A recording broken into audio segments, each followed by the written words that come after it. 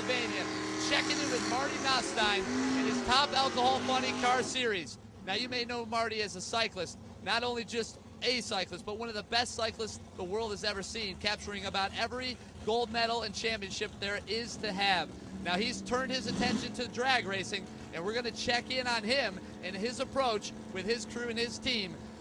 These guys behind us look fast, but Marty and his crew run about twice as fast as they do, getting up to speeds of 260 miles an hour.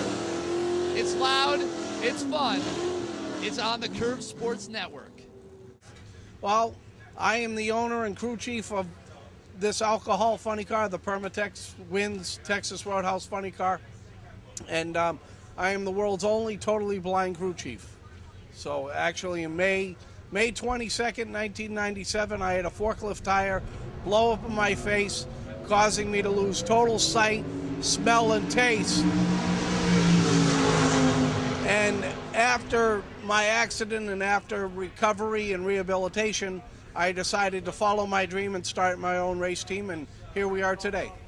Well, how does this thing work? How does the Top Alcohol Funny Car get down the track at 260-something miles an hour? It's an amazing piece of equipment. It's a chrome ollie tube chassis with an 8-cylinder, 526 cubic inch Brad Anderson Hemi, supercharged and injected on methanol. Creates about 3,000 horsepower, and through a clutch and a transmission, the power gets transferred to the rear tires, and it propels the car down the racetrack. We put a loose nut behind the steering wheel. Some people call that a driver. And he steers the thing down to the end of the track. This is the fuel tank. It holds approximately 10 gallons of fuel. We will use approximately 7 gallons of fuel in a quarter mile. Gas mileage is not our big strength.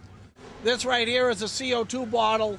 This runs some of our timing systems for our fuel system and for the shifting of the transmission.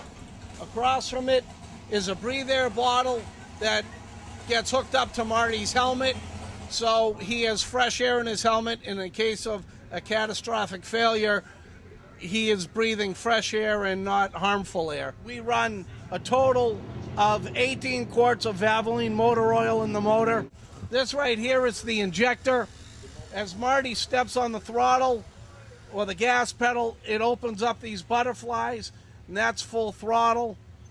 That's what it looks like at 260 miles an hour. It's breathing, it's looking for more air. We compress the air and push it into the cylinder so we can get more air inside and more fuel, which creates more power.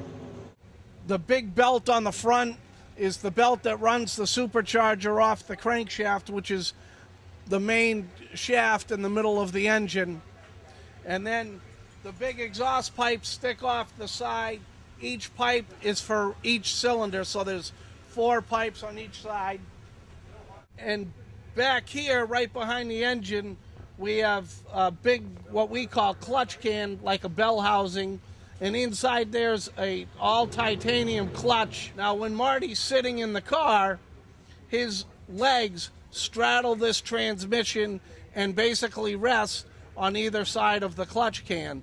So for his sake, hopefully something doesn't go wrong, because he straddles it all. But just in case it does go wrong, the clutch can is solid titanium, and there is a ballistic bag over the transmission. And the thing really drag racing was really founded on is safety. And everything we do in this sport revolves around safety and the evolution of safety. It's the most important thing that we do to take care of the driver and all the teams that make these cars go 200 plus miles an hour down the racetrack. Although these cars go down a straight quarter mile, Marty is actually steering the cars. These right here are the shift buttons for second and third gear. The alcohol funny car is the hardest car to drive in drag racing because he has to do so much in 5.5 seconds. I can't tell you what he does, but he's better at that than me. We just give him the car to drive, and he figures it out from there. Tell you what, I got a lot of power between my legs right now, but I'm sure not going to take this thing out for a spin. What's your curve? I'm looking to go to Bonneville, to the Bonneville Salt Flats in Utah, and become the fastest blind man in the world at driving a car myself at over 200 miles an hour. We'll see you next time.